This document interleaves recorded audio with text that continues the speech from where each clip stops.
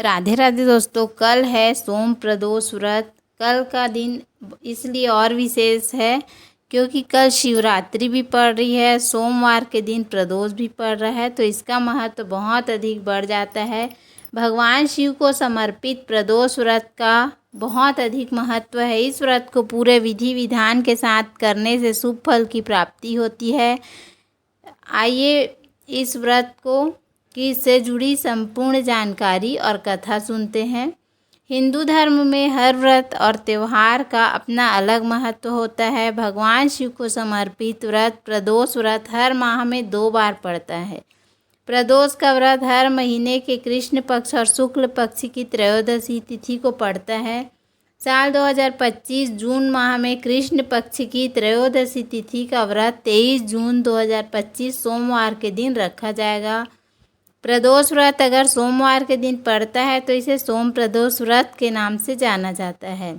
इस व्रत पर भगवान शिव को प्रसन्न करने के लिए व्रत किया जाता है। भोलेनाथ की कृपा से भक्तों के काम बनते हैं और उनकी कृपा प्राप्त होती है। प्रदोष काल सूर्यास्त से शुरू हो जाता है। जब त्रयोदशी तिथि और प्रदोष साथ साथ होते हैं तो इस समय पूजा के लिए सर्वश्रेष्ठ माना जाता है।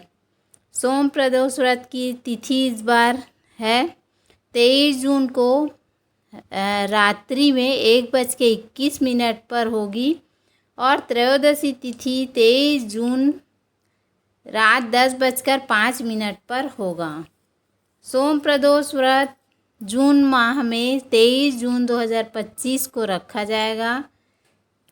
इस दिन प्रदोष काल का समय शाम 6:38 से लेकर रात 8:51 तक रहेगा। सोम प्रदोष व्रत को विधि पूर्वक करने से मनवांछित फल की प्राप्ति होती है। साथ ही शादीशुदा जिंदगी में प्रेम, सामंजस्य और मधुरता बनी रहती है।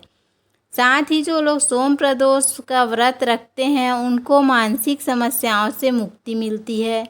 इस व्रत को पूरी विधि के साथ रखें और भोलेनाथ का आशीर्वाद प्राप्त करें। आइए सोम प्रदोष व्रत के दिन पूजा किस विधि से करनी चाहिए जानते हैं। इस दिन सुबह जल्दी उठें, स्नान करें, सफ़ेद वस्त्र धारण करें, भोलेनाथ की आराधना करें, बेलपत्र, गंगा जल, अक्षत, धूप, दीप आदि अर्पित करें। प्रदोष काल यानी शाम के समय प्रदोष काल मुहूर्त में भगवान शिव की विधि विधान से पूजा करें और ओम नमः शिवाय मंत्र का जाप करें। प्रदोष व्रत कथा पढ़ें, भगवान शिव की आरती करें। इस तरह से आप पूजा कर सकते हैं। आइए इसकी कथा भी सुनते हैं। एक नगर में एक ब्राह्मणी रहती थी। उसके पति का स्वर्गवास हो गया था। उसका अब कोई आश्रयदाता नहीं था, इसलिए प्रातः होते ही वह अपने पुत्र के साथ भीख मांगने निकल पड़ती थी। भिक्षाटन से ही वह स्वयं व पुत्र का पेट पालती थी।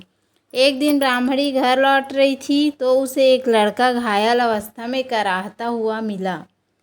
ब्राह्मणी दयावश उसे अपने घर ले आई। वह लड़का विदर्भ का राजकुमार था।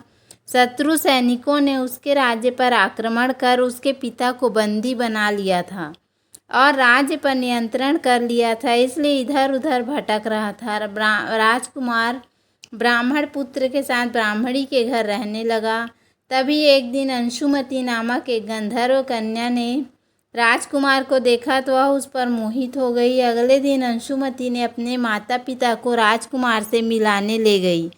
उन्हें भी राजकुमार भाग गया। कुछ दिनों बाद अंशुमती के माता पिता को शंकर भगवान ने स्वप्न में आदेश दिया कि राजकुमार और अंशुमती का विवाह कर दिया जाए। उन्होंने वैसा ही किया। ब्राह्मणी प्रदोष व्रत करती थी। उसके व्रत के प्रभाव से और गंधर्व राज की सेना की सहायता से राजकुमार ने विदर्भ से शत्रुओं को खदेड़ दिया और पिता के राज्य को पुनः प्राप्त कर लिया और आनंद पूर्वक रहने लगा। राजकुमार ने ब्राह्मण पुत्र को अपना प्रधानमंत्री बनाया। ब्राह्मणी के प्रदोष व्रत के महात्म्य से जैसे राजकुमार और ब्राह्मण पुत्र के दिन फिरे, वैसे ही भगवान शंकर अपने अन्य भक्तों के सभी भक्तों के दिन फेरते हैं। बोलो भोलेनाथ पार्वती मैया की जय। तो उम्मीद है आपको हमारा वीडियो पसंद आया होगा। यदि वीडियो पसंद आया तो वीडियो को लाइक, शेयर और सब्सक्राइब करना ना भूलें। धन्यवाद। राधे राधे।